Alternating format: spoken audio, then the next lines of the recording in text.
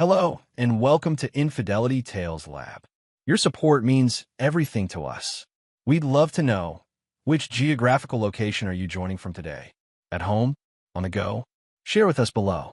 Now, let's dive into today's story. Chapter 1. Empire of Frost.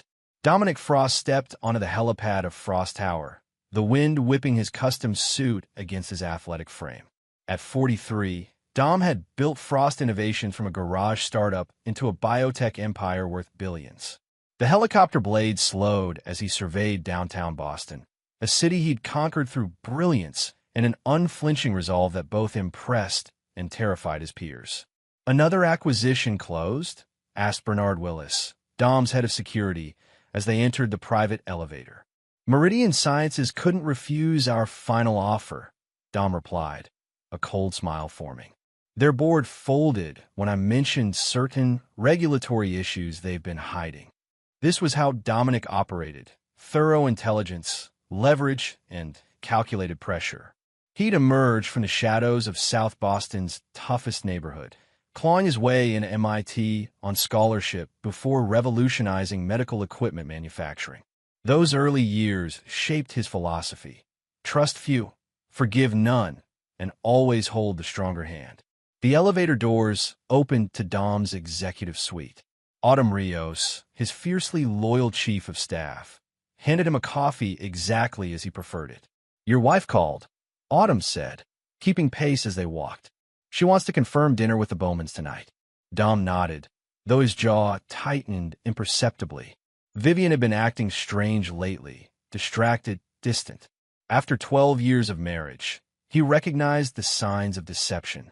He'd hired discreet surveillance 2 weeks ago, but had yet to report anything concrete. "Something else," Autumn continued, lowering her voice. "Those background searches you requested? Results are in your secure inbox." Dom paused at his office door. "The Bowmans and Dr. Reynolds? And the others, yes." Dom had been vetting his entire social circle since noticing Vivian's behavior change.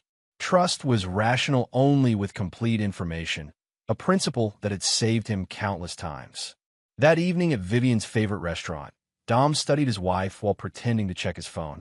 At 38, Vivian Frost remained breathtakingly beautiful, her elegant posture and warm laugh masking an ambitious woman who'd left a promising career as a pharmaceutical researcher to support his rise.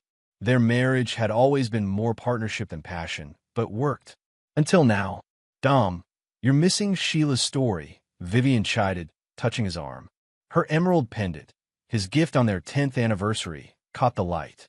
He smiled apologetically at the Bowmans while noting how Vivian's fingers lingered on his sleeve, a performance he now recognized as rehearsed. "Parker Reynolds sends his regrets," Richard Bowman said, swirling his scotch. "Called away on some medical emergency." Again, Dom watched Vivian's expression carefully. Dr. Parker Reynolds, brilliant neurosurgeon, recent divorce, and newest member of their social circle. The slight tensing of Vivian's shoulders at the mention of Reynolds' name confirmed his suspicions. Later that night, as Vivian slept, Dom reviewed the surveillance report on his encrypted tablet. GPS tracking showed 17 coincidental locations where both Vivian and Reynolds had been in the past month. Phone records revealed text messages deleted immediately after reading. Nothing explicit, but a pattern emerging. Dom closed the tablet, surprising himself with his own calmness.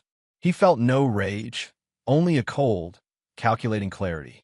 Vivian had forgotten who she married, a man who'd survived by anticipating betrayal and eliminating threats before they materialized.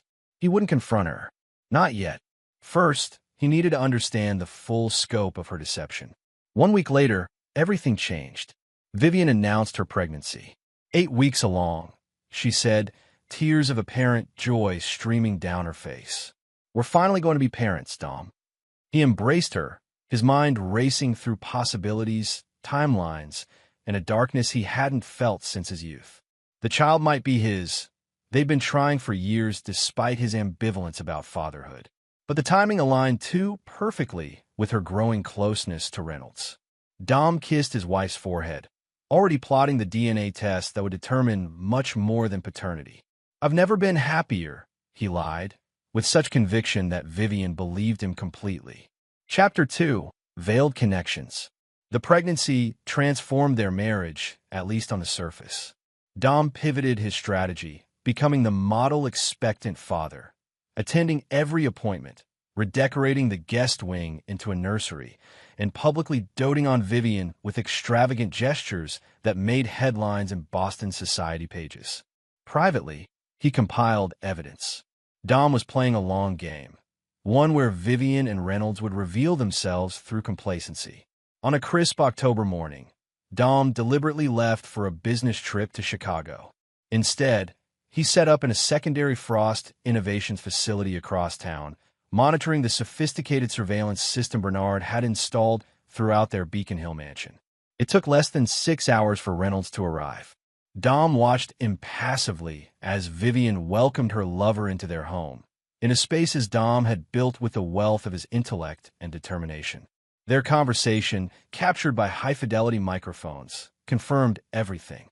"The baby is definitely yours," Vivian said between kisses. "The timeline matches perfectly." Reynolds looked simultaneously elated and terrified. What if he suspects? Dom Frost isn't a man to cross Vivian. He doesn't, and soon it won't matter. Once the baby is born, I'll file for divorce. With his heir in my custody, I'll get half of everything. Dom felt nothing watching them together. Not heartbreak, not even anger. Only a cold, clarifying purpose that hardened his resolve. They had made a catastrophic error in judgment. Not the affair itself, but in threatening what was his. The next day, Dom returned home as scheduled, kissing Vivian's cheek as if nothing had changed. What she interpreted as love was patient, methodical reconnaissance. 2 months into the pregnancy, Dom orchestrated a chance meeting with Reynolds at a hospital charity gala. The doctor visibly paled when Dom approached, champagne flute in hand. "Parker, Vivian speaks so highly of your work. She's convinced you're revolutionizing neurological treatment." Reynolds stammered through pleasantries while Dom studied him. Conventionally handsome, prestigious career, but ultimately weak. A man who'd crumble under real pressure. "Actually," Dom continued, "I'd love your professional opinion on a new medical technology we're developing. Perhaps you could consult? The compensation would be substantial." The trap was baited with precision. Reynolds, unable to decline without arousing suspicion, agreed. Dom now had legitimate reason to meet with his wife's lover regularly, to monitor him closely while implementing the early stages of a plan that would leave nothing to chance. As Vivian's pregnancy progressed, Dom cultivated unexpected allies. He struck up a friendship with Melissa Dawson, a senior labor and delivery nurse at Boston Memorial, where Vivian would deliver. Their connection began innocuously at a hospital fundraiser, but Dom recognized Melissa's resentment toward the wealthy patients she served, especially after discovering her substantial medical debt from her own daughter's treatments. "The system's rigged," Melissa confided after several meetings, unaware she was being carefully manipulated. "People like your wife waltz in expecting royal treatment, while families like mine go bankrupt keeping our children alive." Dom nodded sympathetically. "The inequity is staggering. I've been thinking about creating a foundation to address exactly this issue." He paused thoughtfully. "Someone with your insights could be invaluable in shaping such an initiative." The implied financial opportunity wasn't lost on Melissa. Dom had found her price long before offering to pay it.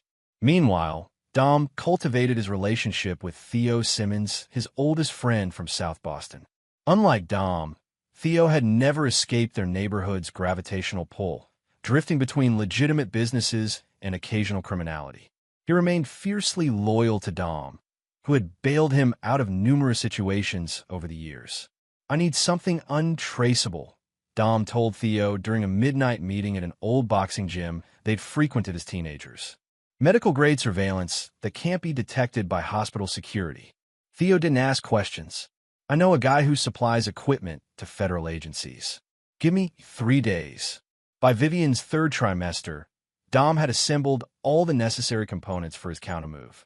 The nanny cam, disguised as an innocuous digital photo frame showing proud family moments, would be Vivian's gift to place in the delivery room. unknown to anyone.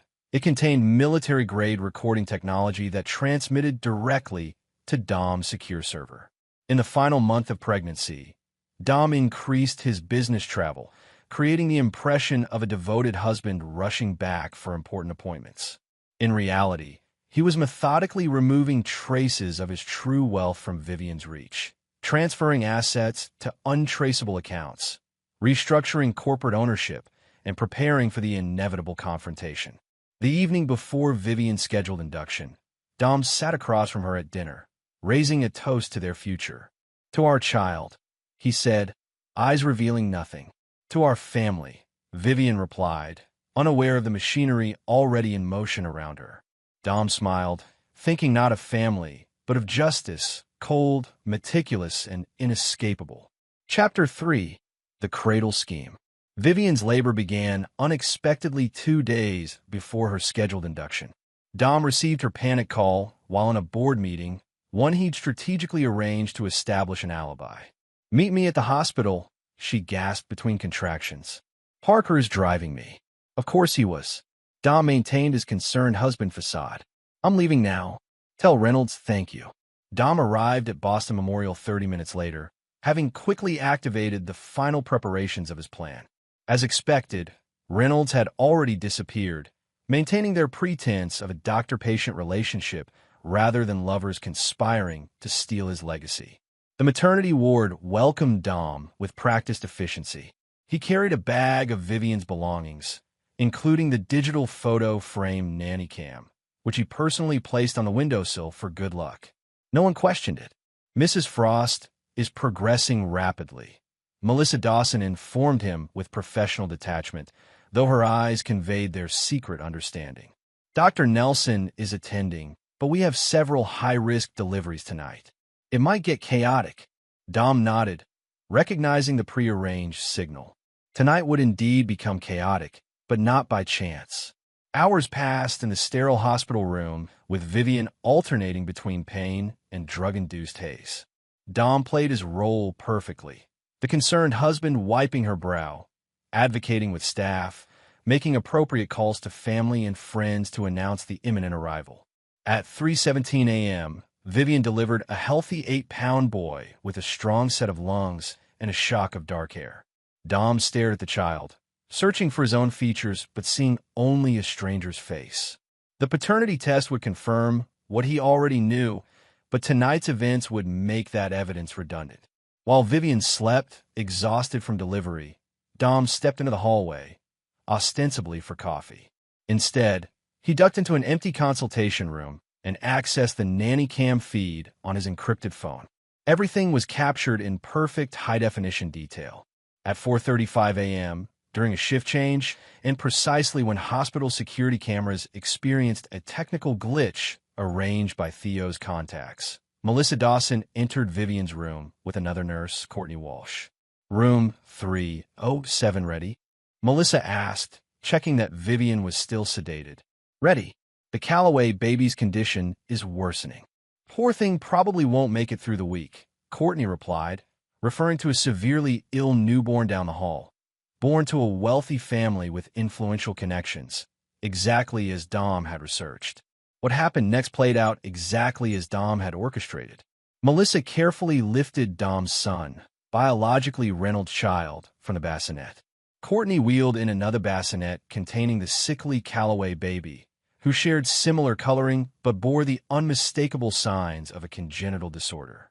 "A little tragedy for the rich man," Melissa muttered as they completed the switch. "Maybe this will teach people like the Frosts that money can't buy everything." The irony of her statement, that she was being paid handsomely for this very act, would become apparent to her soon enough. Courtney looked nervous. "If anyone finds out, no one will," Melissa assured her. "The charts are switched in the system. The Calloways get a healthy son, and the Frosts get what fate decides." She didn't mention the envelope of cash in her locker or the promised position at Dom's fictional foundation. Dom watched the entire exchange, his expression unchanged. Phase 1 was complete. The women left.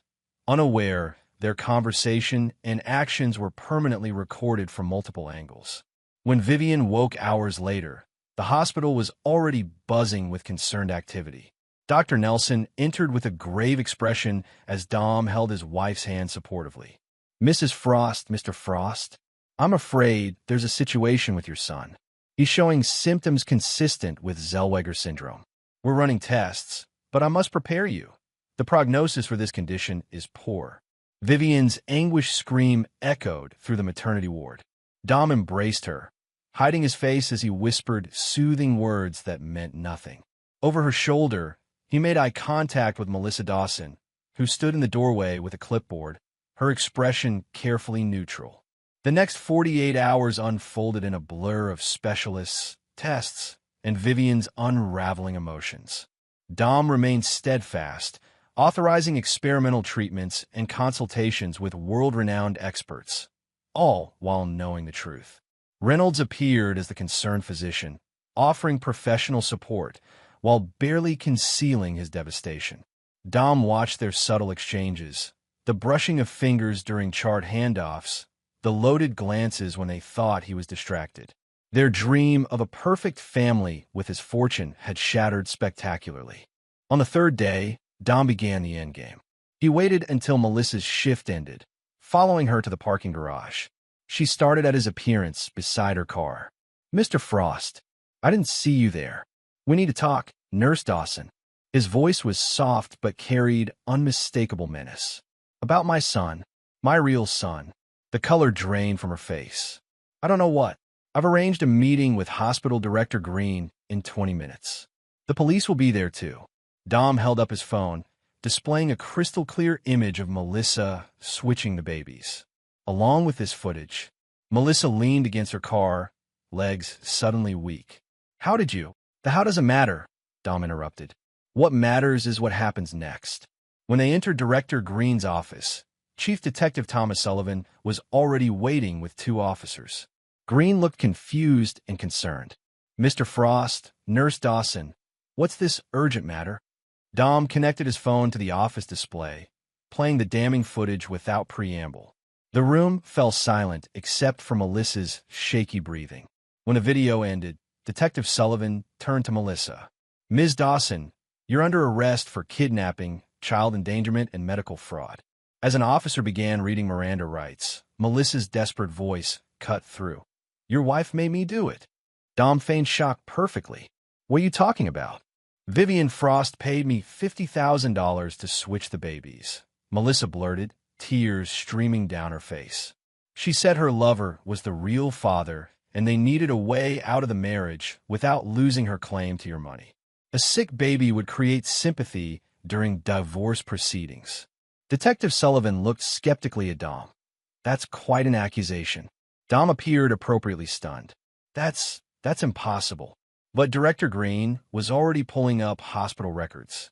"Dr. Parker Reynolds has been Mrs. Frost's prenatal physician from the beginning, despite not being on staff in obstetrics. That's unusual." Dom's expression hardened convincingly. "Check Reynolds' whereabouts during the switch, and my wife's phone records with both of them." The cascade of revelations Dom had carefully arranged began tumbling exactly as planned. Within hours, the truth he had orchestrated would come to light, setting in motion consequences that neither Vivian nor Reynolds could escape. The game wasn't over. It was just beginning. Chapter 4. Threads Unraveling. The hospital erupted into controlled chaos as Dom's revelation rippled through administration and law enforcement. Director Green ordered an immediate lockdown of the maternity ward while police secured both babies' locations. Dom observed the proceedings with detached calculation, playing the role of the shocked, betrayed husband with precisely calibrated emotion. "I need to see security footage of my wife's visitors," Dom demanded, knowing full well what it would show. "And I want a DNA test." Immediately, Detective Sullivan, a veteran investigator with sharp eyes that missed nothing, studied Dom carefully. "Mr. Frost, perhaps we should discuss this privately." In Sullivan's makeshift office, a repurposed conference room, the detective laid out photographs of Vivian with Reynolds entering and exiting the hospital on multiple occasions over the past months. "Hospital security cameras caught these," Sullivan explained. "Dr. Reynolds used his access badge to bring her through staff entrances. Dom stared at the images, manufactured surprise giving way to convincing anger. "How long have you been investigating?" "We weren't," Sullivan admitted. "Not until an hour ago. But when accusations this serious emerge, we check everything." He hesitated. "There's more. We've seized Nurse Dawson's personal effects. She kept records, text messages, payment confirmations. Your wife and Reynolds have been planning this for months." Dom stood abruptly, pacing with carefully choreographed agitation. "I need to confront her." "Mr. Frost," Sullivan's tone sharpened. "This is now a criminal investigation. You can't. She's still the mother of a child that may be mine." Dom interrupted, his voice breaking strategically. "Let me talk to her before you make arrests. Please." Sullivan's experience told him to refuse, but compassion won out. 5 minutes. With an officer present, Dom found Vivian in the neonatal intensive care unit, staring through glass at the sickly infant she believed was hers. She turned at his approach, tear-streaked and hollow-eyed. "Dom," she whispered, reaching for him. He stepped back, just beyond her grasp. "Is Parker Reynolds the father?" Her face froze in a mask of confusion that might have been convincing to anyone but him. "What? No. How could you even?" "Melissa Dawson confessed everything," Dom cut in coldly. "The baby switch, the plan for divorce, all of it." Vivian's performance collapsed instantly. Her eyes darted toward exits, calculating escape routes that no longer existed. "Dom, whatever she said, it's not. Stop lying." His controlled fury made the officer behind him shift nervously. "The police have your text messages, Vivian. They have footage of you with Reynolds. They know." Realization dawned in her eyes. Not just that she was caught, but that she'd severely underestimated the man she'd married. "You knew, before any of this." Dom stepped closer, voice lowering. "You forgot who I am, where I came from. The men in South Boston who crossed me never made that mistake twice." The threat hung in the air between them as Detective Sullivan entered. "Mrs. Frost, we need you to come with us for questioning." As police led her away, Vivian's mask of refinement finally shattered completely. "You planned this," she screamed back at Dom. "Somehow you made this happen." Dom watched him passively, saying nothing. Let her accusations seem like desperate deflections of a guilty woman. Hours later, Dom sat in Director Green's office as the hospital administrator slid DNA results across his desk. "Express testing confirms it. The healthy baby with the Callaways is your biological son." Dom had anticipated this moment, prepared his reaction, but genuine surprise overtook him. The child was actually his, not Reynolds'? His calculations momentarily faltered before he regained control. It changed nothing about Vivian's betrayal or his course of action. "What happens now?" Dom asked, recalibrating his strategy. "We've informed the Callaways," Green replied. "They're devastated but cooperative. Child Services is involved due to the criminal nature of the switch." Dom nodded, his mind racing through implications and opportunities. "I want custody of my son immediately. There are protocols." "I don't care about protocols," Dom interrupted. "I'm a father. The baby was stolen through a criminal conspiracy. My lawyers will be here within the hour." True to his word, by nightfall, Dom's legal team had secured emergency custody of his biological son. As he entered the Callaways' private room to reclaim his child, Eleanor Callaway, a dignified woman with compassionate eyes, cradled the healthy infant one last time. "We've been calling him Noah," she said softly. "He's a beautiful boy." Dom approached cautiously, a genuine flicker of emotion catching him off guard as he viewed his son, his actual son, for the first time. "Thank you for taking care of him." "Mr. Frost," Eleanor continued, her husband Gregory standing protectively behind her. "We've had him only days, but—" Her voice broke. "But you love him," Dom finished, understanding complicating his planned response. Gregory Callaway spoke up, his voice strained. "Our son, the baby your wife has, his condition is terminal. The doctors give him weeks, maybe months." Dom hadn't anticipated this conversation. These people had lost one child to disease, and now another to circumstances beyond their control. For the first time since discovering Vivian's betrayal, something pierced his calculated veneer. Not quite compassion, but recognition of fellow players caught in a game they never chose. The Frost Foundation will cover all medical expenses for your son, Dom said impulsively. The best specialists, experimental treatments, whatever might help. Eleanor's eyes widened. You would do that? Even after what's happened? Your family is as much a victim as mine, Dom replied, surprising himself with the sincerity in his voice. As hospital staff helped Dom prepare to take his son home, Detective Sullivan appeared in the doorway. Mr. Frost, a word? In the hallway, Sullivan looked troubled. Dr. Reynolds is missing. His phone's been turned off, and he emptied his bank accounts this morning. Dom feigned concern while inwardly smiling. Of course Reynolds had run. Dom had ensured it by having Theo leave very specific threats of the doctor's home. Find him, Dom said firmly. He needs to answer for this. Sullivan studied Dom with renewed suspicion. That's the thing, Mr. Frost. The timing is curious. Reynolds disappeared before we had any evidence linking him to the conspiracy, almost as if he was warned. Dom met the detective's gaze evenly. Perhaps guilty men can sense when their time is up, Detective. Sullivan didn't look convinced. Perhaps. Or perhaps someone orchestrated more than we realize. He handed Dom his card. Call me if you hear from him. Dom took the card, nodding respectfully while recognizing a worthy adversary. Sullivan was smart enough to sense deeper currents, but not yet equipped to navigate them.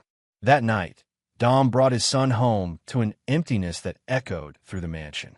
The nursery, designed for Vivian's fantasy future, now seemed like a monument to betrayal. Instead, Dom placed the baby's hospital-issued bassinet in his own bedroom. Looking down at the sleeping infant, Dom felt something shift inside him, not softening but refocusing. This child was his blood, his legacy, and protecting what was his had always been Dom's primary directive. His phone vibrated with a text from Theo. Package secured. Proceeding to location B. Dom smiled grimly. Reynolds hadn't actually fled. He'd been taken. Part of a parallel plan Dom had initiated the moment Melissa implicated the doctor. While police searched airports and train stations, Reynolds was being transported to a remote property Dom owned through untraceable shell companies. Dom gently touched his son's tiny hand. I think we'll keep the name Noah, he whispered. Noah Dominic Frost. A new beginning. Outside the window, lightning flashed across the Boston skyline, illuminating a city unaware that its most powerful resident had only begun to exact his retribution. Chapter 5. Calculated Consequences. Vivian Frost sat in the sterile interview room at Boston Police Headquarters, her designer outfit incongruous against the institutional surroundings. Across from her, Detective Sullivan placed a digital recorder on the table.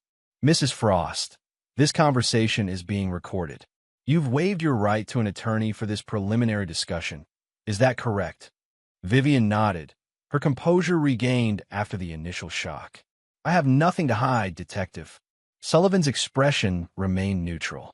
Then perhaps you can explain these. He slid printouts of text messages across the table. Exchanges between her and Reynolds discussing the baby switch, payment to Melissa, and plans for divorce once the sympathy factor was established. Vivian's carefully reconstructed facade cracked again. These must be fabricated. They match records from your phone provider, Mrs. Frost. And Nurse Dawson has provided her bank statements showing transfers from an offshore account traced back to you.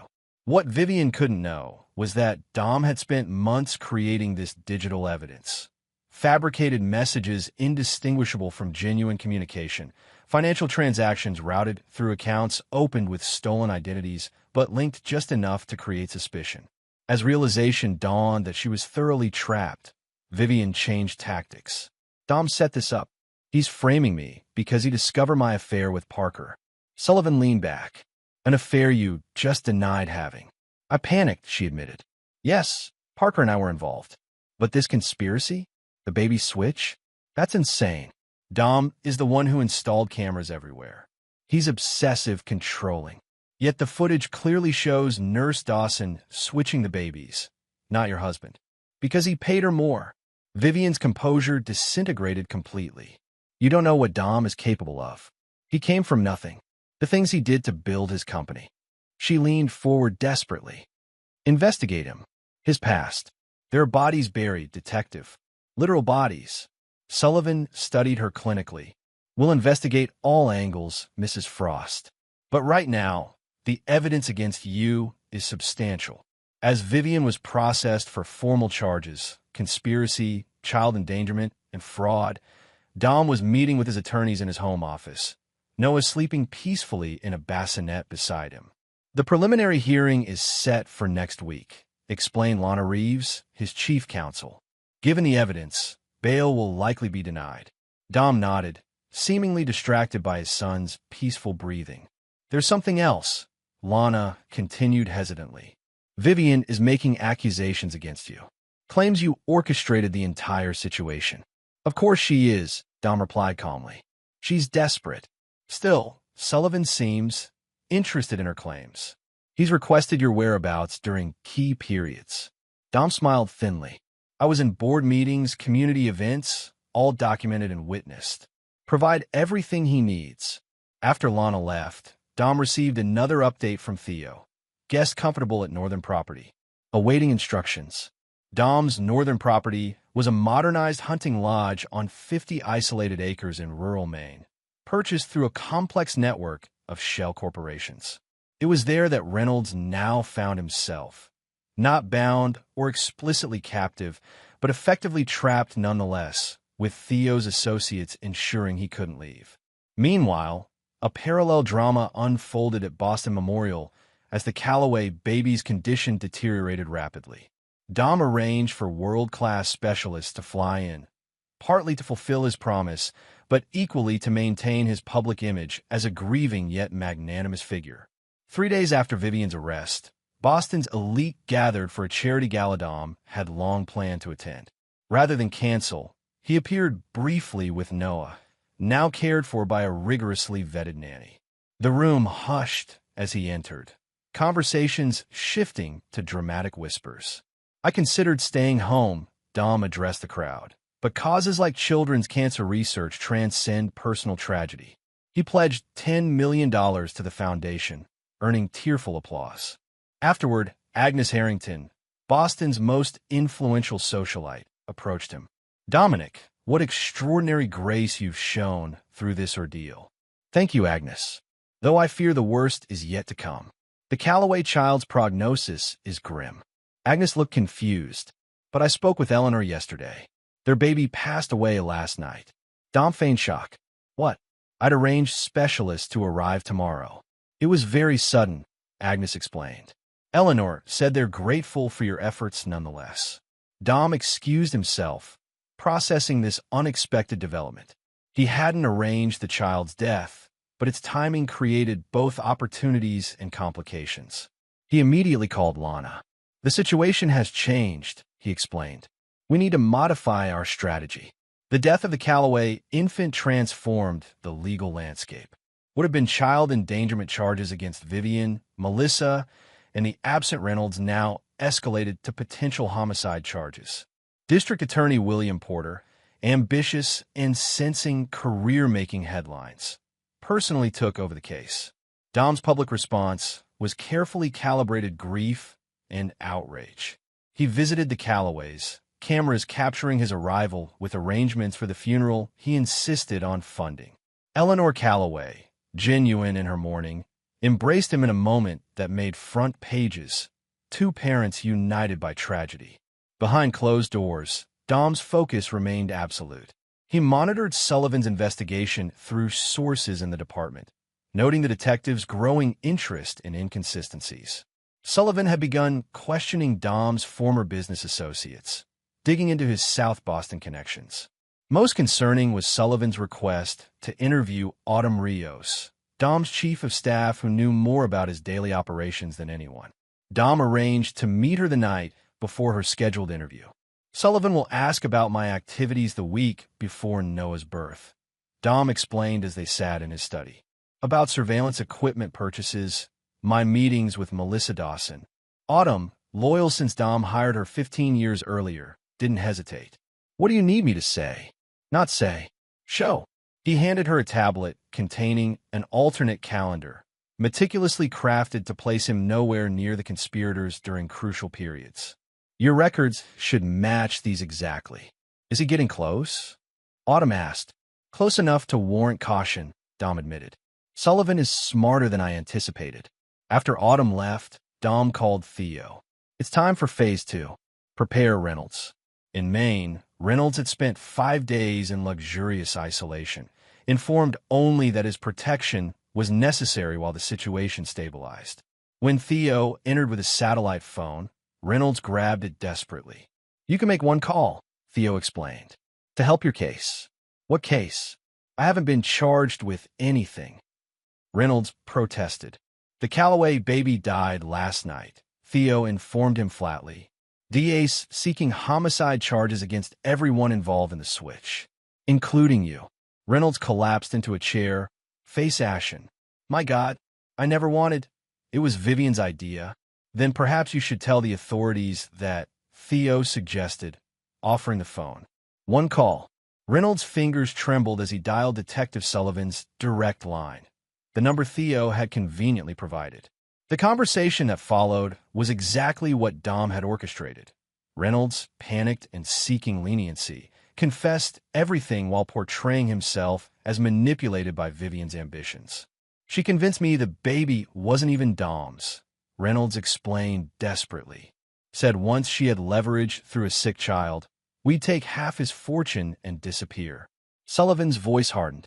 Where are you now, Dr. Reynolds? I can't say. I'm afraid for my life. Vivian has connections. Turn yourself in, Reynolds. It's your only option.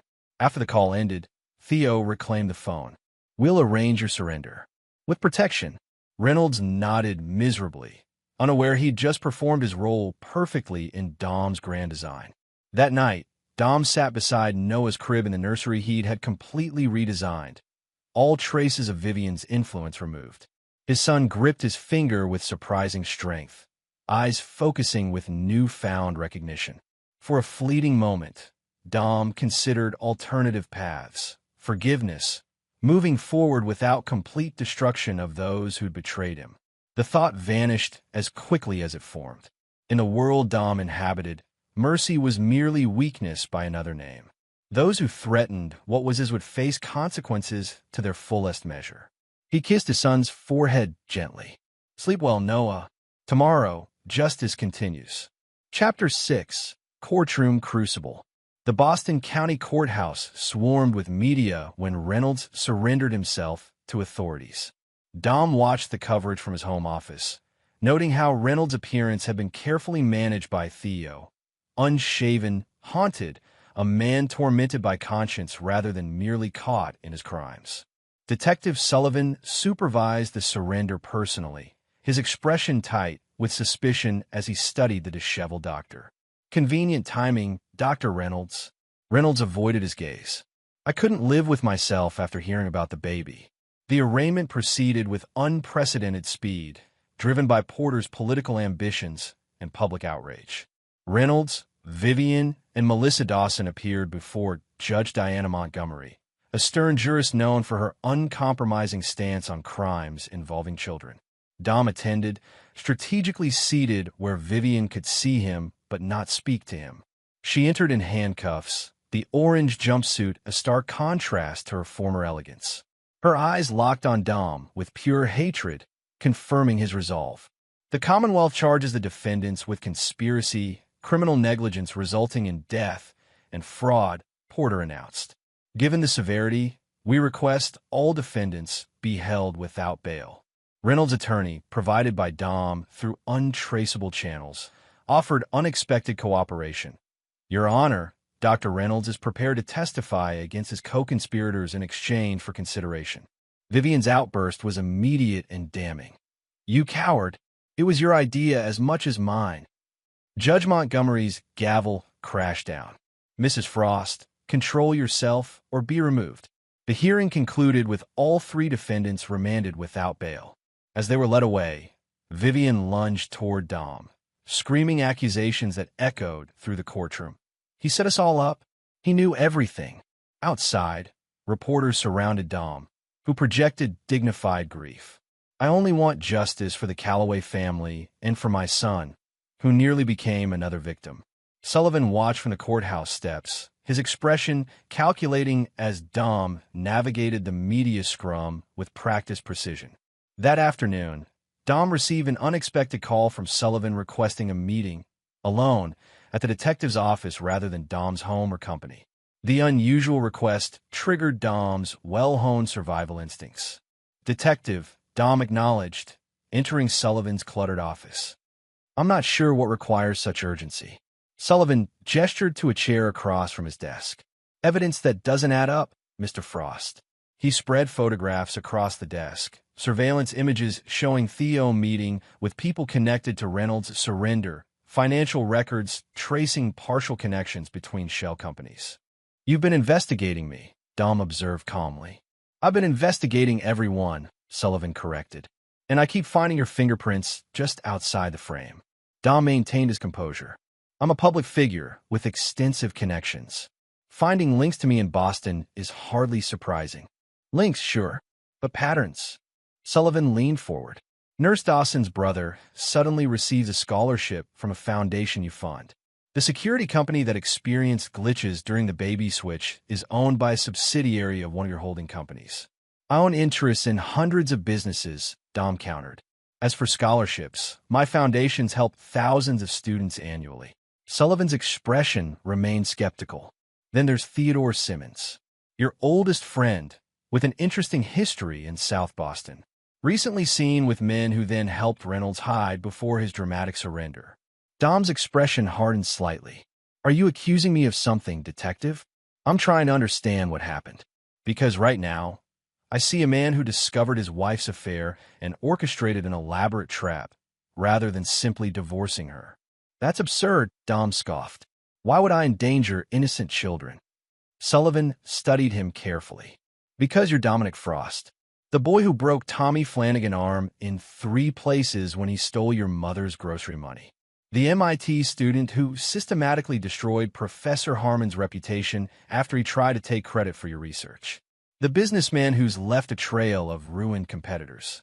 Dom remained silent, impressed despite himself with Sullivan's thoroughness. "You don't forgive betrayal, Mr. Frost. You never have." Sullivan closed his folder. "But proving that is another matter entirely."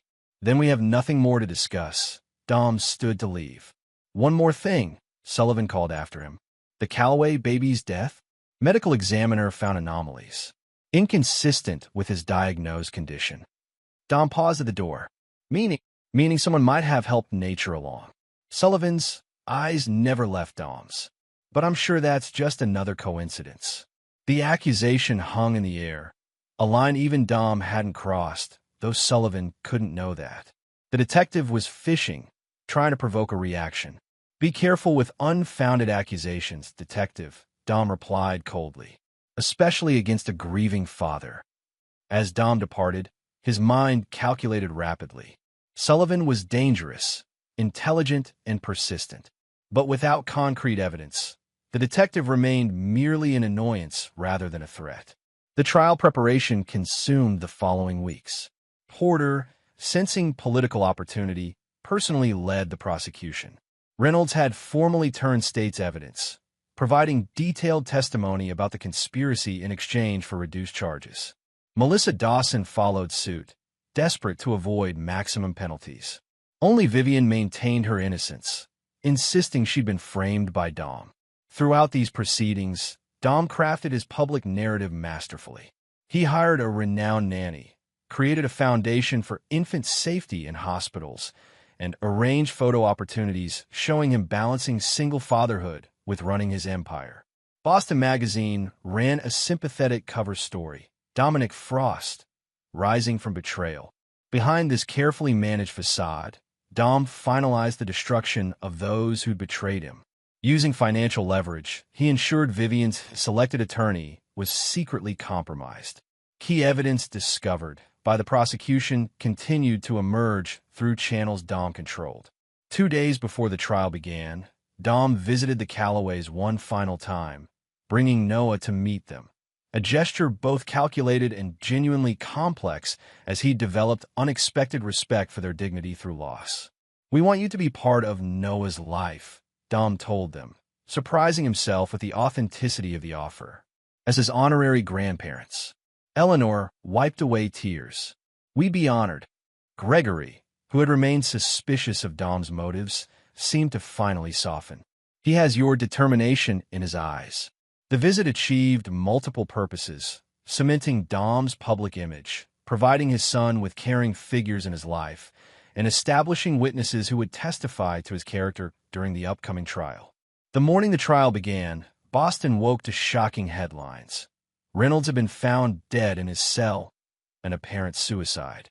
His detailed confession, witnessed and notarized, would still be admissible evidence. Sullivan appeared at Dom's home within hours. Convenient timing, wouldn't you say? Dom met his gaze steadily. "A guilty conscience is a terrible burden, Detective. His guards report a visitor yesterday, a lawyer from a firm you've used." Sullivan's accusation remained unspoken but clear. "Many lawyers in Boston have connections to my companies," Dom replied. "I'm sure your investigation will find nothing improper." Sullivan leaned closer. "I know what you've done, Frost. I just can't prove it yet." "Then all you have is theories, Detective. And theories don't hold up in court." As Sullivan left, Dom received confirmation from Theo that the final pieces were in place. Reynolds' death, genuinely self-inflicted after systematic psychological pressure from Dom's operatives, simplified the trial considerably. When court convened, with media filling every available seat, Porter presented a narrative exactly as Dom had designed it. A greedy wife, a morally compromised doctor, and a nurse willing to risk children's lives for financial gain. The evidence mounted day after day, methodically crushing Vivian's claims of innocence. On the trial's fourth day, Dom took the stand as the prosecution's star witness. Under Porter's careful questioning, he presented the image of a devoted husband blindsided by betrayal. "I had no suspicion until I saw the nanny cam footage." Dom testified, his performance flawless. "The shock of seeing Nurse Dawson switch my son. I can't describe it." When Vivian's attorney cross-examined him, Dom maintained his composure despite increasingly desperate attempts to break his narrative. "Isn't it true you had your wife under surveillance for months?" the lawyer demanded.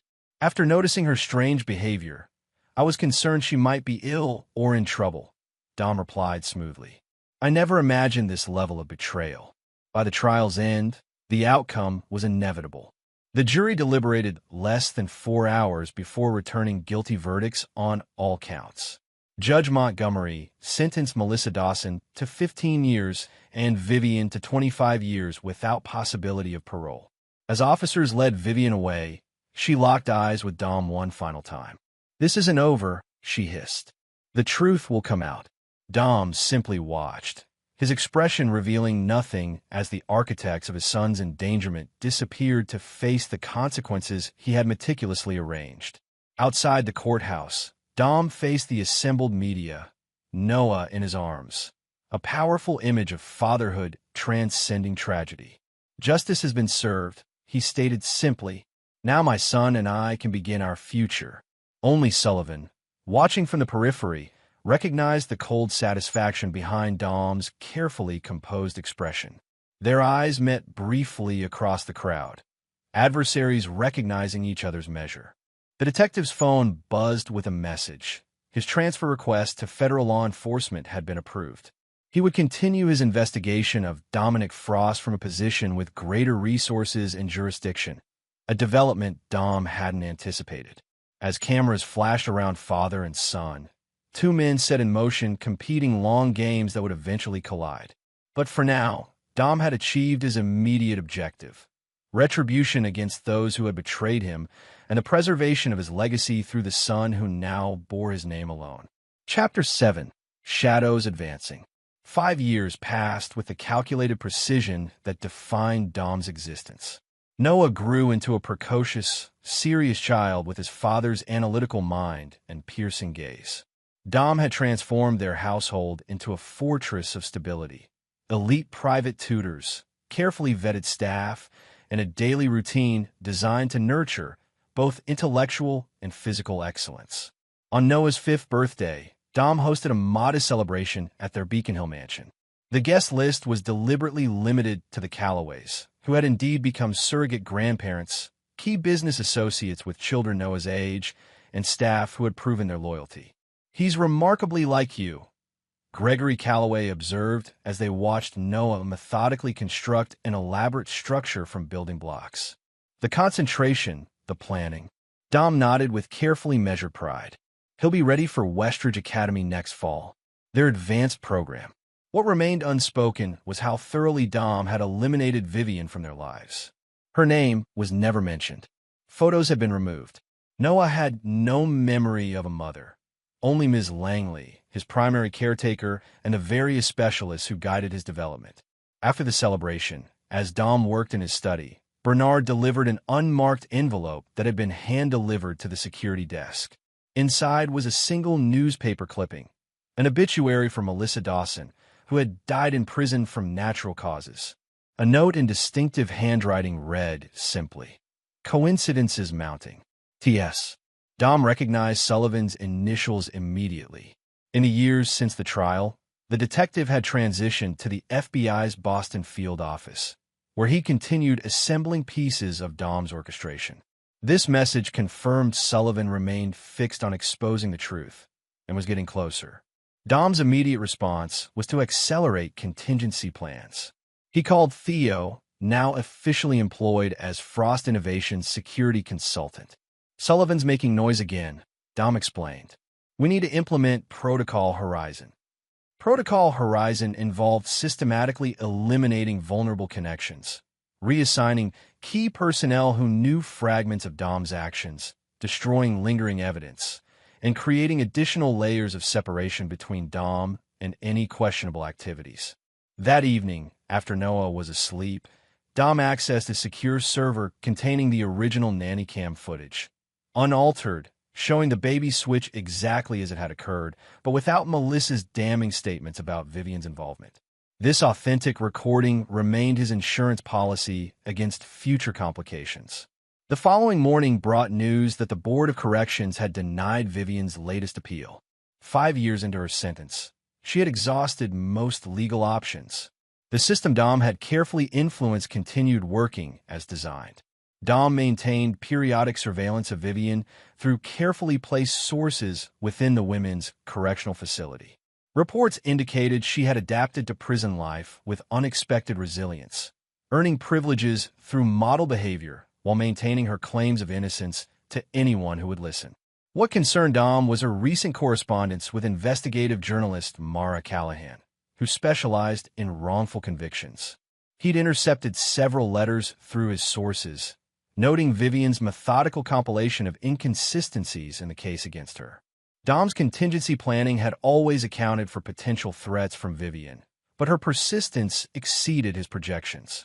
Most would have broken under the circumstances he'd created.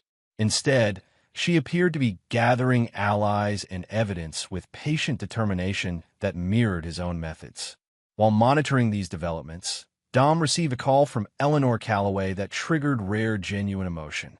"Gregory's gone, Dom," she sobbed. "Heart attack this morning." Dom's relationship with the Calloways had evolved beyond strategic utility. Gregory's steadfast dignity and Eleanor's warmth had penetrated defenses Dom rarely lowered. Noah genuinely loved them, and Dom had come to value their presence in his son's life. "I'm coming over," Dom replied immediately. "Is there anything you need?" At the Calloway home, Dom found Eleanor surrounded by relatives, including her nephew Miles, a law student Dom had met at previous family gatherings. While Eleanor greeted him with a tearful embrace, Miles observed their interaction with evident suspicion. Later, as Dom prepared to leave, Miles approached him in the hallway. "Mr. Frost, I've been meaning to talk to you." Dom recognized the confrontational tone immediately. "About? My studies have focused on criminal law. I've been reviewing famous Boston cases." Miles' expression hardened. "Including your wife's conviction." Dom maintained neutral engagement. "A difficult time for everyone involved. I found some troubling inconsistencies," Miles continued. "Records that don't align. Witnesses whose testimony changed dramatically between initial interviews and trial." Dom studied the young man carefully. Grief can produce unusual perspectives, Miles. Perhaps this isn't the best time. Or perhaps it's exactly the right time, Miles interrupted. Before my aunt forms any lasting financial or guardianship arrangements with you regarding Noah. The implied threat was clear. Another front had opened in the ongoing battle to protect the life Dom had reconstructed. Your concerns are misplaced, Dom replied coolly. But I understand they come from care for your aunt. I respect that. Miles held his gaze. I'll be watching you, Mr. Frost. As Dom left, he called Autumn. I need everything on Miles Calloway. Every detail, every vulnerability. 3 days later, Dom received another unmarked envelope, this time containing a thumb drive. Accessing it through a secure, isolated system revealed a compiled dossier of evidence Sullivan had been gathering. Financial trails connecting Dom to key witnesses, timestamp security footage showing Dom near the hospital when he claimed to be elsewhere, and fragmentary records of communications with Melissa Dawson before the baby switch. No note accompanied the drive, but the message was clear. Sullivan was giving Dom an opportunity to come forward voluntarily before the case broke open. That night, Dom visited his cabin in the Berkshires, ostensibly for a weekend with Noah, but primarily to access physical evidence stored in a hidden safe. The original contracts with Melissa, recordings of his meetings with Reynolds, and other compromising materials remained secure as insurance against betrayal by his own operatives. Upon returning to Boston, Dom was surprised to find Autumn waiting at his home office, her expression unusually troubled. There's a problem, she began without preamble. Miles Calloway has been meeting with Detective Sullivan. Dom absorbed this development silently. The convergence of threats was accelerating faster than anticipated. There's more, Autumn continued. Eleanor's been contacted by Mara Callahan, the journalist communicating with Vivian. She's requesting an interview about inconsistencies in the Frost case. Dom's mind calculated rapidly, seeing the emerging pattern. Sullivan was orchestrating a coordinated effort, approaching the case from multiple angles to overcome Dom's careful compartmentalization. We need to neutralize these threats individually, Dom decided, starting with Miles. The plan Dom implemented was characteristically multifaceted. For Miles, Dom arranged a prestigious internship offer from an international law firm, one that would require immediate relocation to London. The opportunity appeared legitimate, though the firm's managing partner owed Dom significant favors. For Mara Callahan, the approach was more direct. Dom arranged a private meeting at her newspaper's offices. Ms. Callahan, Dom began once they were alone, I understand you're investigating my family's tragedy. Callahan, a sharp-featured woman with uncompromising eyes, nodded. I've found concerning patterns in the case against your ex-wife. I'm not here to dissuade you, Dom surprised her by saying, only to provide context. He slid a folder across the table containing documents that appeared to implicate Vivian in earlier, unrelated ethical breaches during her pharmaceutical career. Fabricated evidence Dom had prepared years earlier but never needed to deploy. These never came up during the trial, Dom explained. I wanted to protect what remained of her reputation. But if you're determined to reopen old wounds, you should have all relevant information. Callahan studied the documents skeptically. Why give these to me now? Because Noah deserves protection from renewed media speculation, Dom replied with calculated sincerity.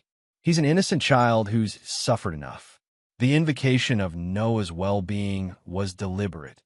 Dom had researched Callahan thoroughly, knowing her own difficult childhood would make this appeal particularly effective. As Dom left the newspaper offices, he received a text from Bernard. Sullivan on approach to residence. Dom redirected his driver immediately. If Sullivan was making an official move, being present was essential. He arrived to find Sullivan at his front gate, credentials displayed for the security team. This is becoming harassment, Agent Sullivan, Dom called as he emerged from his vehicle. Sullivan turned, unsurprised by Dom's timely appearance. Just following evidence, Mr. Frost. Something that's long overdue in your case. My home is not a crime scene. If you have questions, contact my attorneys. Sullivan smiled thinly. Actually, I'm here about Melissa Dawson's death. Preliminary toxicology suggests unusual compounds in her system, the kind developed by certain biotech companies. The implication was clear and dangerous. While Dom had indeed arranged Melissa's elimination to prevent potential cooperation with Sullivan, the methodology had been designed specifically to appear natural. "That's a serious accusation," Dom replied coldly. "Not an accusation. Yet." Sullivan handed Dom an official envelope. "But sufficient cause for these warrants.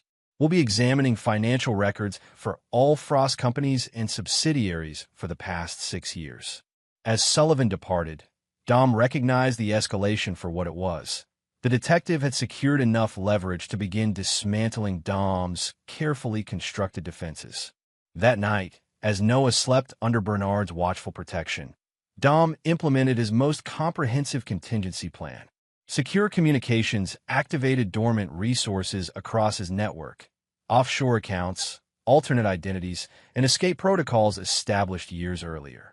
By morning, key evidence had been relocated, digital trails obscured, and loyal operatives positioned to create diversions if needed. Dom had never expected to require such extreme measures, but Sullivan's persistence had forced his hand. "Are we in danger, Father?" Noah asked unexpectedly over breakfast, his perceptiveness unsettling as always. Dom considered his answer carefully.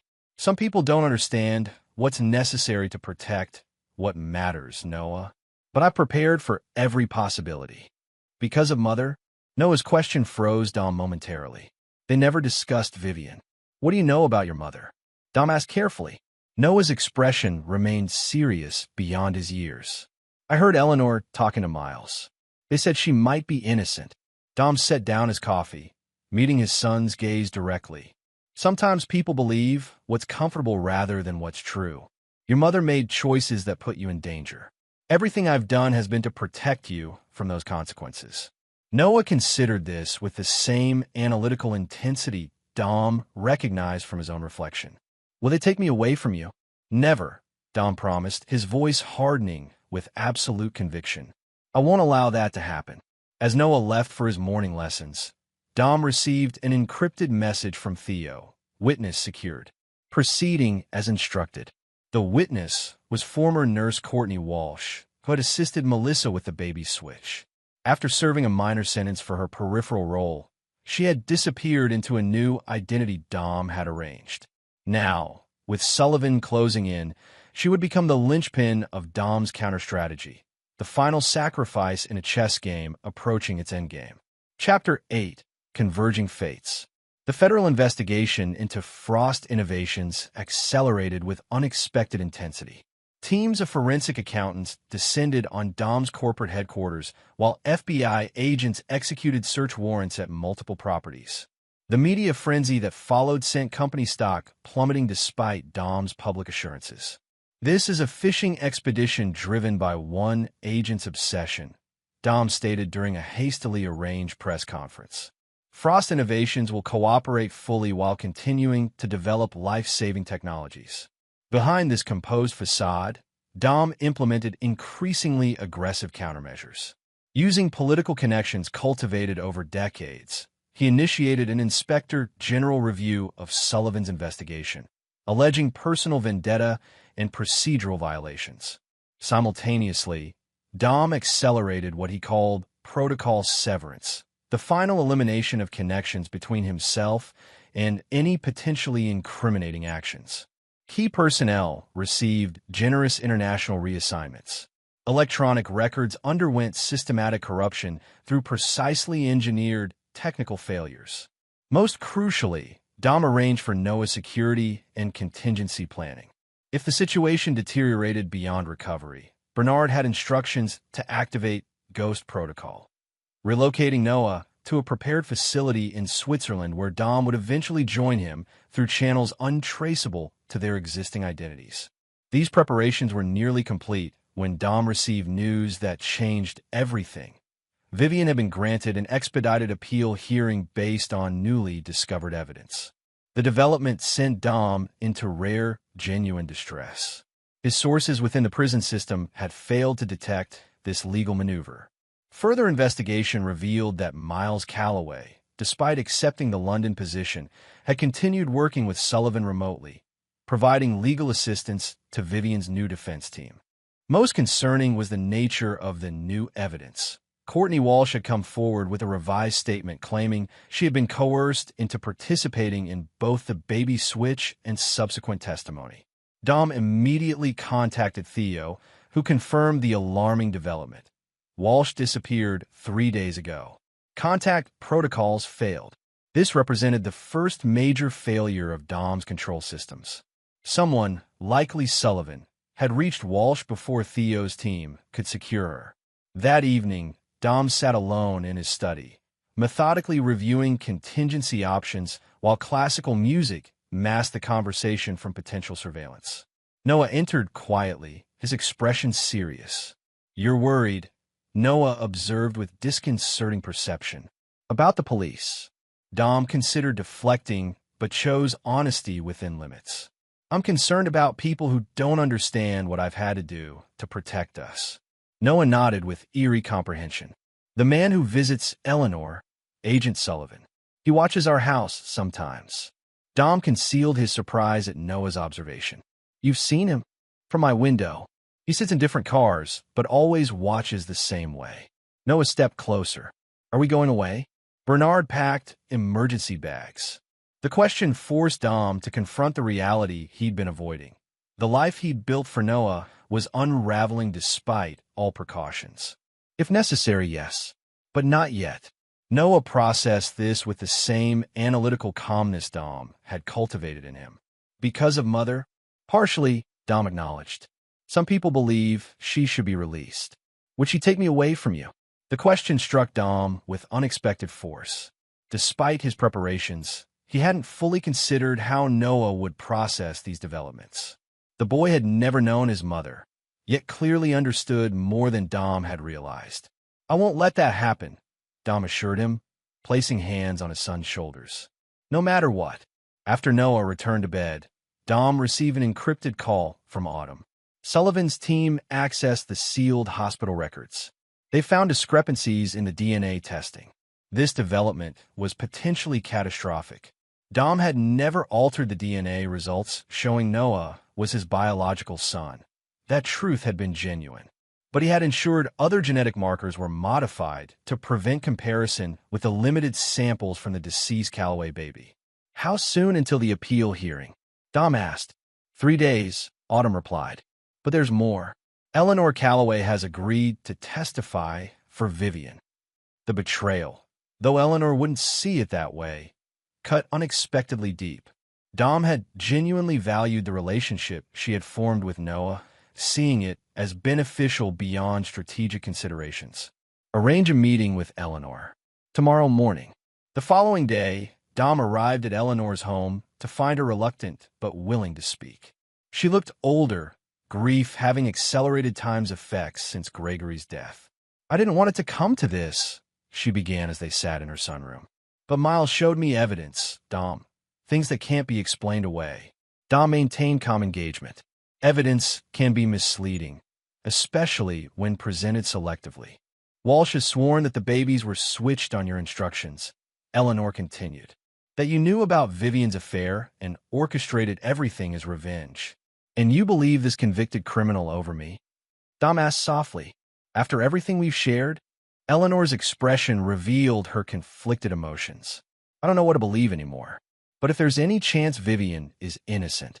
"And what about Noah?" Dom interrupted, his voice hardening slightly. "Have you considered what this will do to him? Having his life torn apart, his mother suddenly returned from prison, claiming his father is a monster?" The appeal to Noah's well-being struck home. Eleanor's resolve visibly wavered. "I don't want to hurt Noah. You know how much I love him." "Then don't testify," Dom urged. "At least wait until all evidence is properly examined, not just Walsh's convenient news story." As Dom left, he recognized Eleanor's hesitation as temporary at best. Sullivan had already convinced her of Dom's guilt. She was merely struggling with the consequences for Noah. That afternoon, the situation escalated dramatically. Dom received an urgent call from Bernard while in a board meeting. "Sir, federal agents are at the mansion with a court order regarding Noah." Dom maintained his composure despite the thunderbolt of fear this news triggered. What kind of order? Temporary custody evaluation. They're demanding access to Noah for interview by child welfare specialists. Initiate blackout protocol. Dom ordered immediately. No one accesses Noah without me present. I'm on my way. By the time Dom arrived home, a tense standoff had developed. Sullivan stood in Dom's foyer alongside two agents and a woman identified as a court-appointed child psychologist. Bernard's security staff had secured Noah in the East Wing, politely but firmly refusing access. "This is harassment, Sullivan," Dom stated coldly as he entered. "My son is not a pawn in your vendetta." Sullivan handed Dom court documents. "This isn't optional, Frost. The court has concerns about Noah's well-being given new evidence in your wife's case." Dom scanned the order, his mind racing through options. None of them good. Direct defiance would only strengthen Sullivan's position. "I'll allow the interview," Dom finally conceded, "but I'll be present along with my attorney." "The order specifies Noah should be interviewed alone," the psychologist interjected. "Then we can resolve this before a judge," Dom countered. "After an emergency hearing that will take days to arrange. Or we can proceed now, with me present but not interfering." Sullivan recognized the impasse. "Fine, but the interview happens now." The session that followed in Noah's study was a psychological chess match. The court psychologist asked carefully structured questions about Noah's home life, his understanding of his mother, and whether he ever felt afraid. Noah's responses were measured and precise, displaying the emotional control and situational awareness Dom had cultivated in him. He spoke of his father with genuine admiration, expressed curiosity but no distress about his mother's absence, and demonstrated emotional health that contradicted the narrative Sullivan was building. When asked directly if he knew why his mother was in prison, Noah's response was devastatingly simple: "Because she tried to swap me with a sick baby. Father never speaks badly about her, but I found the news articles myself." The psychologist appeared taken aback by Noah's composure and awareness. When Sullivan attempted to interject additional questions, Noah turned to him with unsettling directness. "You watch our house sometimes. From different cars. Why do you want to take me away from my father?" Sullivan's momentary surprise confirmed the accuracy of Noah's observation. The interview concluded shortly thereafter, with the psychologist clearly documenting Noah's apparent well-being and preference to remain with his father. As the federal team departed, Sullivan lingered momentarily. "Impressive performance, Frost. The boy's been well-trained. Or perhaps he simply knows what's true," Dom replied evenly. "Your crusade is harming him far more than I ever could." Sullivan's expression hardened. "We found Walsh. Her full testimony will be devastating. This isn't over." After they left, Dom implemented the next phase of contingency planning. Bernard and Theo began preparing for potential emergency departure, while Autumn accelerated legal countermeasures through Dom's extensive network. That evening, Eleanor called unexpectedly. "Miles showed me the interview recording," she said, her voice strained. "Noah seems so certain." Dom recognized the opportunity. "Because he knows what happened, Eleanor. I've never lied to him. Only sheltered him from details he wasn't ready to understand. I can't testify against you," she admitted. "Not after seeing him. Not without being absolutely certain." Dom felt momentary relief, though he recognized the reprieve might be temporary. Noah needs stability right now. He needs the people he trusts. After the call, Dom found Noah in the mansion's library, reading advanced texts on molecular biology, his latest fascination. The boy looked up as Dom entered. "You did well today," Dom acknowledged, sitting beside him. Noah closed his book thoughtfully. "They want to give me back to Mother." "Some people think that would be best," Dom confirmed, never condescending to Noah's intelligence. "But she tried to hurt me," Noah stated with conviction that unsettled even Dom. "I remember the hospital. Not clearly, but feelings. Being taken from somewhere safe to somewhere wrong." Dom studied his son with new understanding. He'd never discussed these earliest memories, assuming Noah retained nothing from his first days of life. "What else do you remember?" "A woman talking about hurting a rich man," Noah continued, his gaze distant. And then you finding me, making things right. These fragments, whether genuine memory or constructed from things Noah had overheard, aligned too perfectly with Dom's narrative. For the first time, Dom questioned whether his orchestration of events had damaged something fundamental in his son's development. Noah, Dom began carefully, sometimes when bad things happen, our memories can be affected by what we learn later. Noah looked at him with disconcerting clarity. You think I'm remembering what I read, not what happened. It's possible, Dom acknowledged. Would you tell me if Mother was innocent? Noah asked directly. The question presented Dom with a moral crossroads he'd never anticipated. The absolute truth would destroy Noah's trust and stability at a critical moment. A complete lie would potentially compound whatever psychological impact his actions had already caused. Your mother made choices that put you at risk, Dom answered carefully. My actions were to protect you. That's the truth that matters. Noah seemed to accept this, though Dom sensed the boy understood more than he revealed. If we have to leave, can I bring my research materials? Of course, Dom promised, struck by how thoroughly Noah had internalized the possibility of their life changing completely. Later that night, as Dom finalized preparations for possible departure, Theo arrived with critical intelligence. Walsh's statement has inconsistencies. Sullivan's rushing it because he knows it won't hold up to extended scrutiny. This offered Dom a strategic opportunity. Rather than fleeing, which would appear as tacit admission of guilt, he could potentially discredit Walsh's testimony through aggressive legal challenge. Prepare for both possibilities, Dom instructed, immediate departure or courtroom confrontation. The following morning brought the final catalyst for Dom's decision.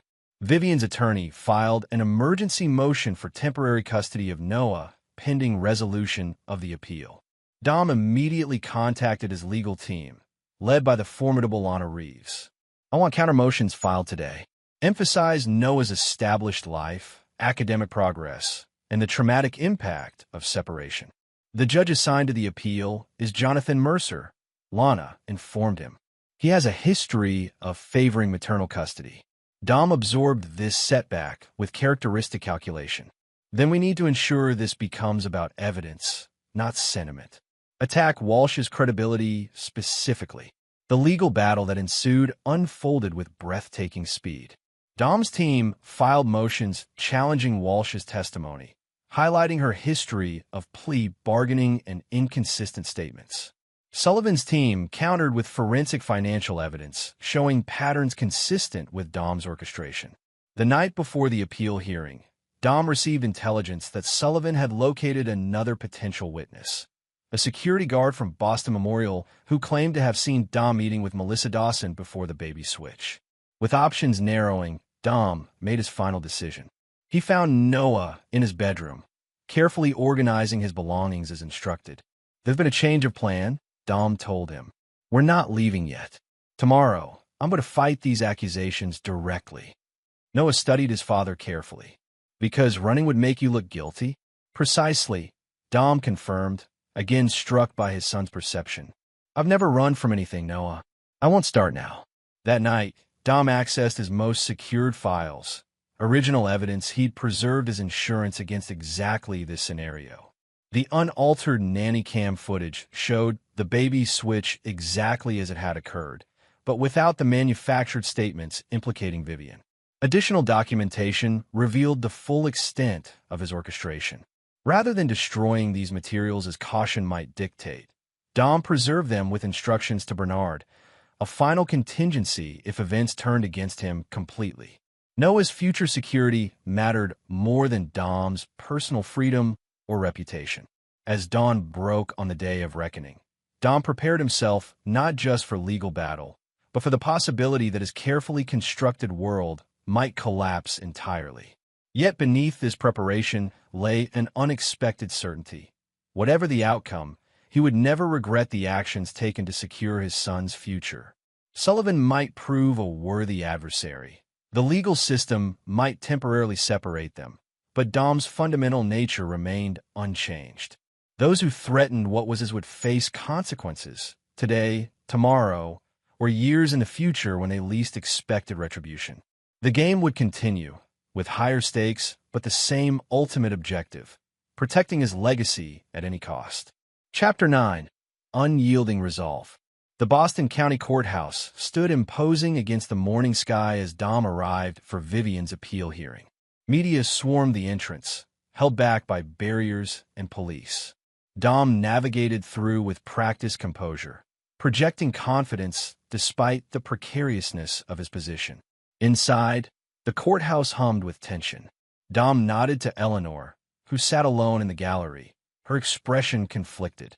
Sullivan occupied a front-row seat alongside the prosecutorial team, his attention fixed on Dom with predatory focus. When Vivian entered flanked by corrections officers, Dom studied her dispassionately. 5 years of incarceration had hardened her physically and mentally. Gone was the polished socialite. In her place stood a woman forged by survival and sustained by singular purpose. Their eyes met briefly. Mutual recognition of adversaries who understood each other too well. Judge Jonathan Mercer entered, his reputation for thoroughness immediately apparent as he addressed the courtroom. This hearing will determine whether sufficient new evidence exists to warrant a retrial in the matter of Commonwealth versus Frost. I'll remind everyone that the burden remains on the defense to demonstrate substantial change in available evidence. Vivian's attorney, a prominent appellate specialist named Diana Lockhart, presented their case first. With methodical precision, she laid out the newly discovered evidence. Courtney Walsh's revised testimony, financial irregularities suggesting Dom's manipulation, and expert analysis challenging the medical evidence from the original trial. Your Honor, Lockhart concluded, Vivian Frost has served 5 years for crimes orchestrated by her husband as revenge for an affair. The real villain has been hiding behind wealth, influence, and careful manipulation of evidence. When Dom's attorney, Lana Reeves, rose to respond, her strategy was equally calculated. The defense offers a sensational narrative built on the word of Courtney Walsh, a woman who has changed her story multiple times when it served her interests. Mrs. Frost's guilt was established by overwhelming evidence, including her own incriminating statements to multiple witnesses. The legal battle continued through expert testimony and procedural arguments. Dom remained impassive, though internally he calculated probabilities and adjusted strategies as the hearing progressed. When Walsh took the stand, her testimony proved less damaging than anticipated. Her account contained inconsistencies that Lana exploited effectively. The turning point came unexpectedly when Judge Mercer addressed forensic accountant Martin Shun, who had analyzed Dom's financial records. Your report suggests patterns consistent with orchestration, but contains no definitive evidence linking Mr. Frost directly to witness tampering or evidence manipulation. Is that accurate? Shun hesitated. The patterns are highly suggestive, Your Honor, but indirect. We haven't located specific transactions proving bribery or coercion. Mercer's expression revealed nothing, but Dom recognized the significance of this exchange. Without direct evidence, Sullivan's case relied heavily on circumstantial connections that might not meet the legal threshold for overturning a conviction. During a midday recess, Dom stepped into a private conference room where Noah waited with Bernard. The boy looked up from his book, studying his father's expression. Is it going well? Noah asked directly. Dom considered how to respond appropriately to a 5-year-old while respecting his intelligence. The judge seems focused on evidence rather than accusations. That's positive. Noah nodded seriously. If mother comes home, will I have to live with her sometimes? The question cut through Dom's carefully maintained composure. That won't happen, Noah. Under no circumstances. But if a judge orders it, Noah persisted. Dom sat beside his son, meeting his gaze directly. There are rules beyond what judges can decide.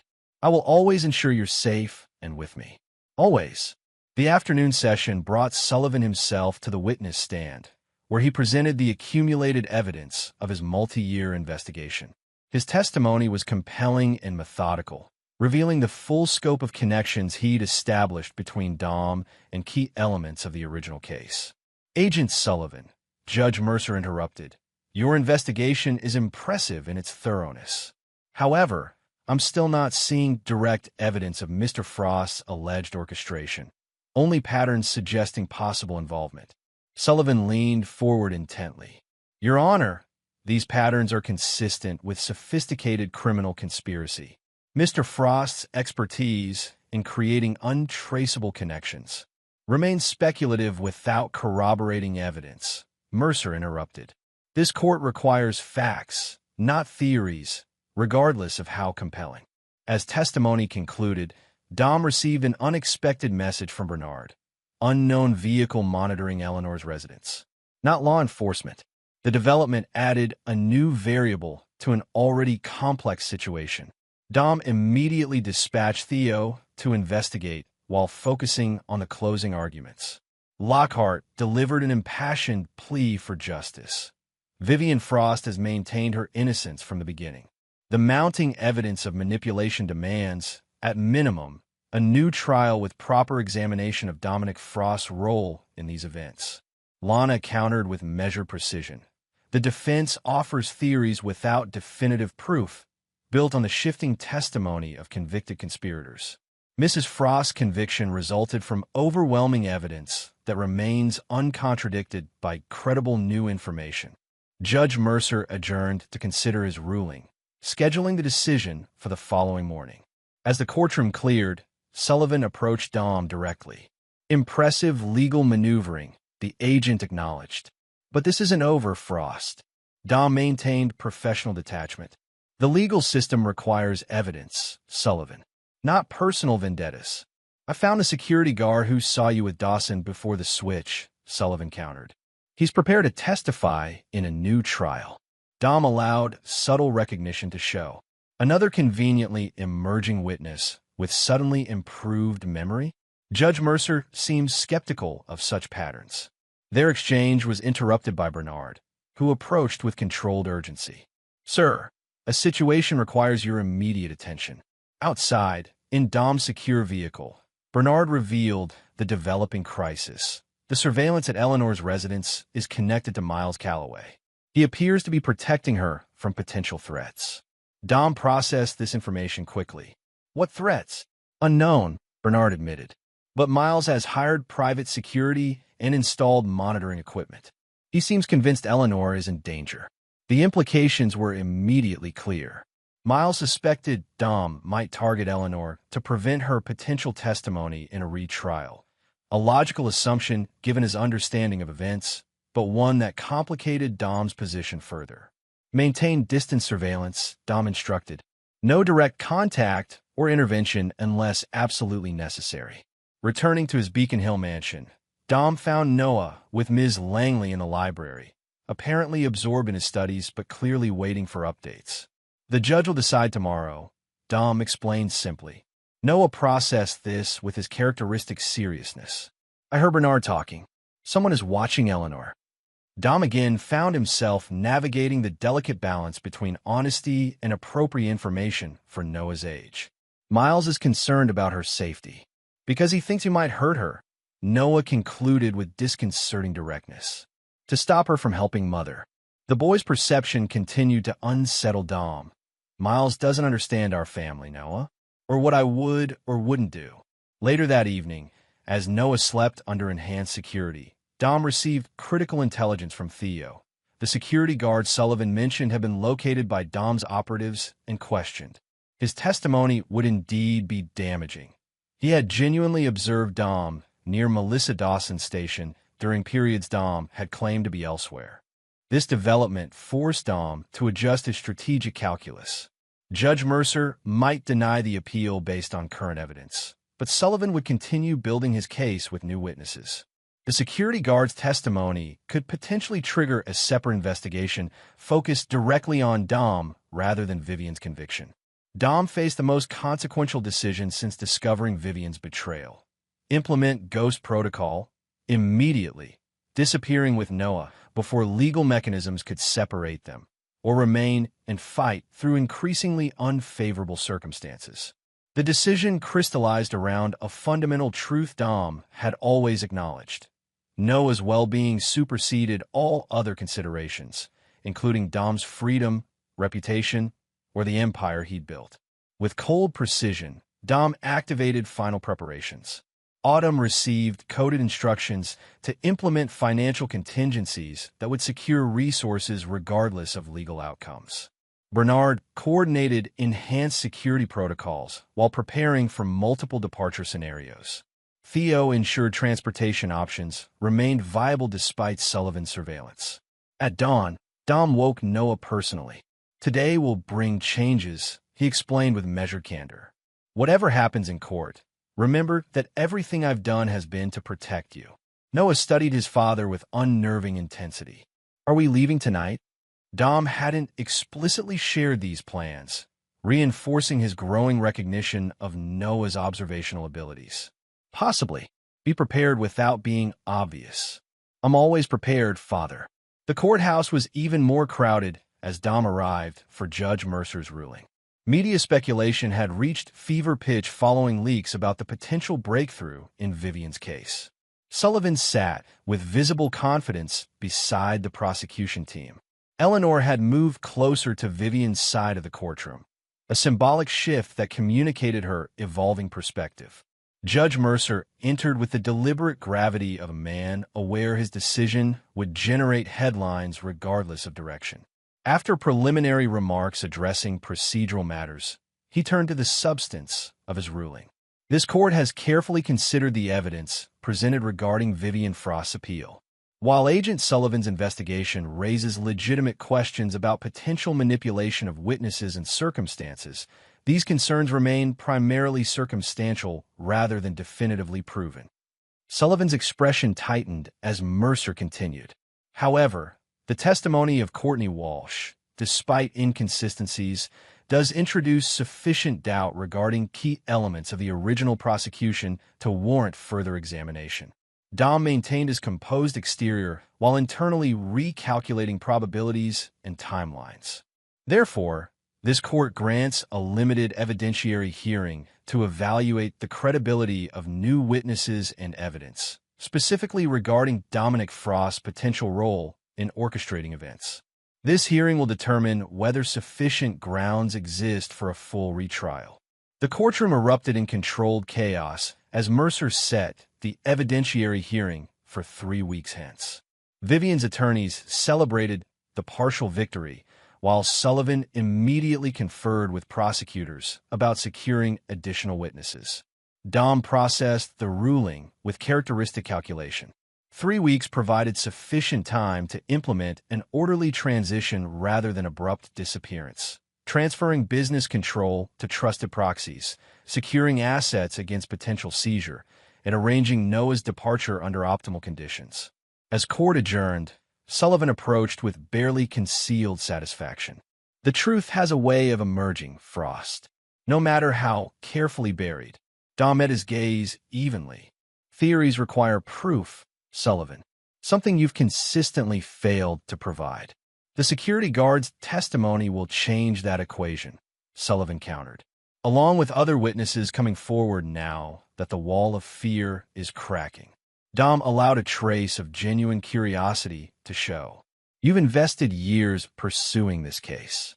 One might question whether it's justice you seek or personal vindication." Sullivan's expression hardened. "Every criminal believes they're untouchable until the moment they're not.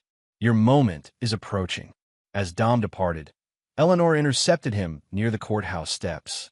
"I need to speak with you about Noah." They moved to a private alcove away from media and onlookers. Eleanor's expression reflected her internal conflict, the grandmother's love for Noah battling her growing conviction of Dom's guilt. "If there's a retrial," she began hesitantly, "Noah may need to testify." Dom's response was immediate and absolute. "That won't happen, under any circumstances." "The court may not give you a choice," Eleanor countered. "And Noah deserves to understand the full truth about his parents." "The truth you believe is Sullivan's construction," Dom replied with controlled intensity. "Noah knows everything he needs to know." Eleanor studied him with sad determination. "I've seen the evidence, Dom. Not just Walsh's testimony, but financial records, witness statements. You orchestrated everything. The baby's switch, Vivian's conviction, all of it. And if that were true," Dom challenged, If Vivian and Reynolds had conspired to pass another man's child off as mine, to take half my company, to destroy everything I built, would their punishment be unjustified? Eleanor stepped back, momentarily startled by the implicit admission. That's not for you to decide. And it doesn't justify endangering innocent children. Noah was never in danger, Dom stated with absolute conviction. Everything was calculated to protect him. By switching him with a dying baby, by sentencing his mother to decades in prison. Eleanor's voice rose with emotion. That's not protection, Dom. It's vengeance. Dom reached a decision. Eleanor had irreversibly aligned with Sullivan's perspective. She now represented a potential threat to Noah's stability and Dom's custody. I've always respected you, Eleanor, Dom said with genuine regret. But my priority remains Noah's well-being. Any attempt to separate him from me will have consequences beyond what you can imagine. The implied threat hung between them. Eleanor straightened, her grief for Gregory temporarily overshadowed by newfound resolve. I'll do what's right for Noah, whatever that requires. As Eleanor walked away, Dom recognized a significant shift in the strategic landscape. Eleanor's potential testimony about Noah's well-being had been crucial to Dom's legal position. Her opposition now accelerated the timeline for implementing departure protocols. That evening, Dom accelerated final preparations. Noah was instructed to pack essentials while Dom secured critical documents and irreplaceable items. Bernard coordinated with Theo to establish transportation routes that would evade potential surveillance. As midnight approached, Dom received urgent intelligence. Sullivan had obtained an emergency order for Noah's temporary placement in protective custody pending the evidentiary hearing. Implementation was scheduled for morning. Accelerate timeline, Dom instructed Bernard. Departure in 30 minutes. Noah appeared in the doorway of Dom's study, already dressed and carrying his carefully packed bag. We're leaving now. Dom nodded, impressed by his son's readiness. Sullivan is moving faster than anticipated. As they prepared to depart through a secured garage entrance, Dom's secure phone displayed a message from Sullivan himself. Don't make this worse, Frost. Removing Noah from jurisdiction will trigger immediate federal charges. Dom deleted the message without response. Sullivan's awareness of their imminent departure was concerning, but not surprising. The agent had likely maintained surveillance on the mansion despite the appearance of adhering to legal processes.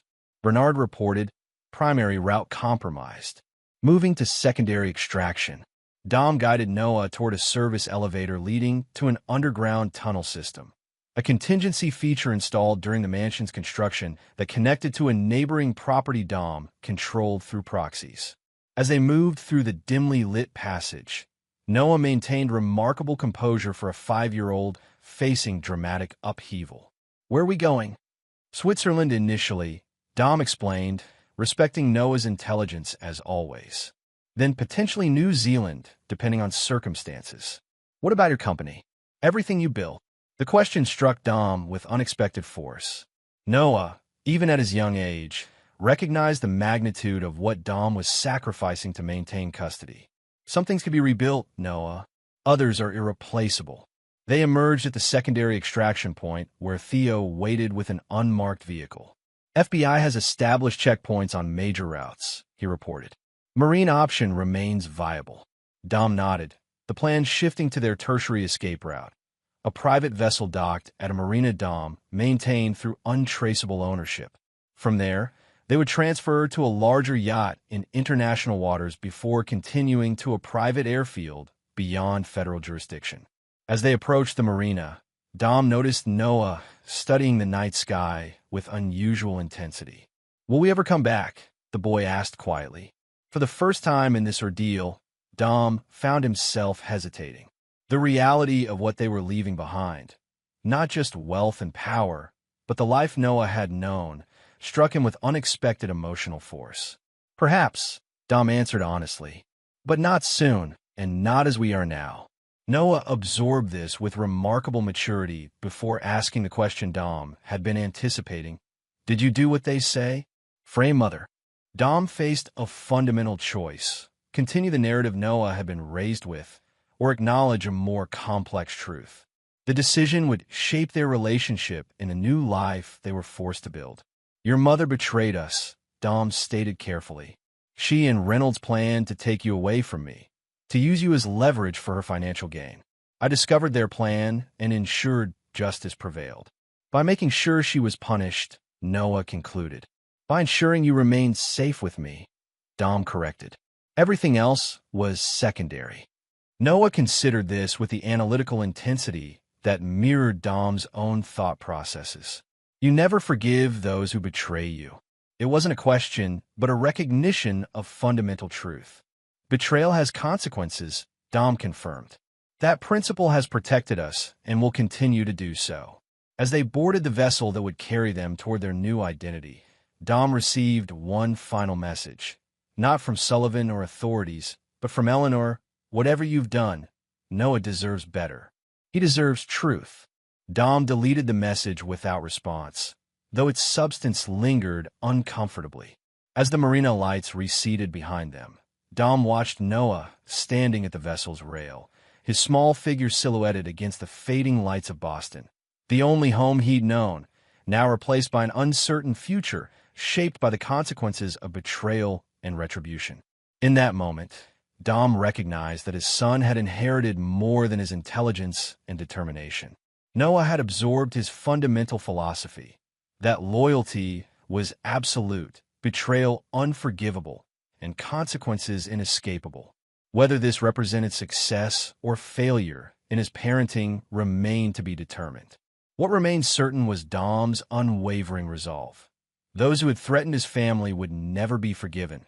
Those who had aided them would never be forgotten, and anyone who attempted to separate him from his son would face the full measure of his relentless determination, regardless of distance, time, or legal boundaries. As international waters approached, Dom placed his hand on Noah's shoulder. This isn't an ending, he assured him, merely a strategic repositioning. Noah looked up at his father with eyes that reflected both childlike trust and unsettling maturity. Understand, father. Some battles require retreat before victory. Dom nodded, recognizing his own philosophy echoed in his son's words. Whatever came next, Sullivan's continued pursuit, Vivian's potential release, Eleanor's moral stand, the fundamental equation remained unchanged.